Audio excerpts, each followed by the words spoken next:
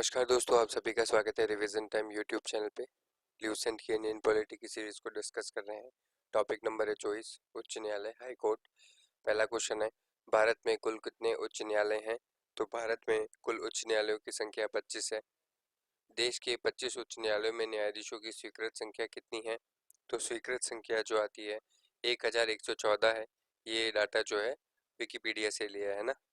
भारत का 25वां उच्च न्यायालय जो 2019 में बना था, कब गठन हुआ था?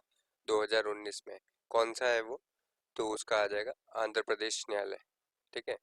बम्बई उच्च न्यायालय, कलकत्ता उच्च न्यायालय, मद्रास उच्च न्यायालय की स्थापना एक साथ हुई थी। उच्च न्यायालयों की स्थापना किस वर्ष हुई थी आपको बताना है। तो 1862 ईस्वी में हुई थी। भारत के किस संघ शासित क्षेत्र का अपना उच्च न्यायालय है?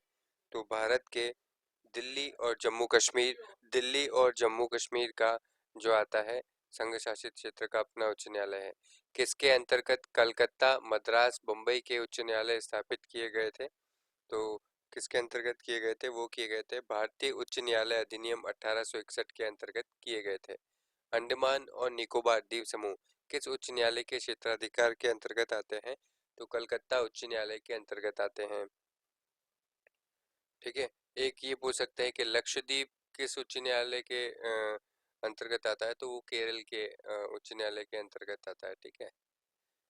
दो या दो से अधिक राज्यों और संघीय प्रदेश के लिए एक सामान्य उच्च न्यायालय की स्थापना की जा सकती है। तो किसके द्वारा? संसद के द्वारा कानून बनाकर।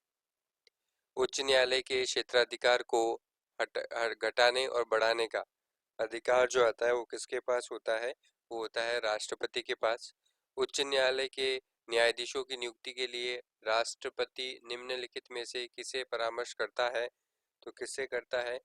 सर्वोच्च न्यायालय का मुख्य न्यायाधीश से, संबंधित राज्य के उच्च न्यायालय के मुख्य न्यायाधीश से, संबंधित राज्यपाल से, तो उपरोक्त सभी से।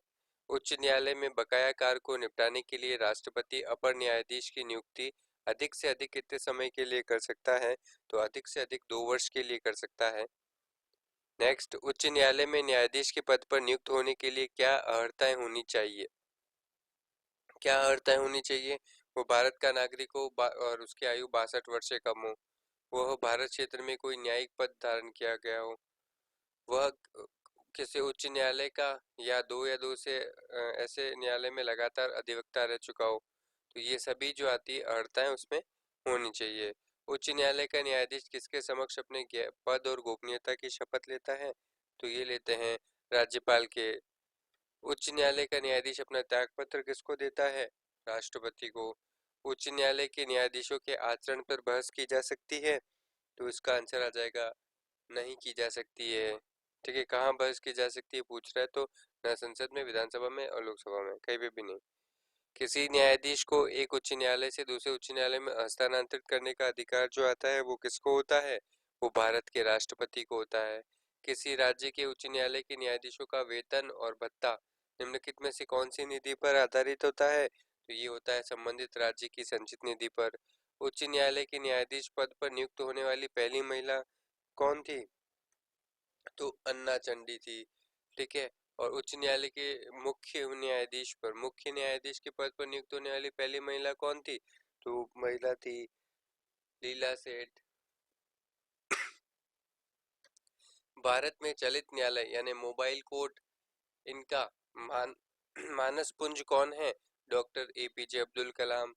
संविधान के अनुच्छेद 226 के अंतर्गत उच्च न्यायालय द्वारा दिया गया निर्देश परिवर्तित किया जा सकता है? तो किसके?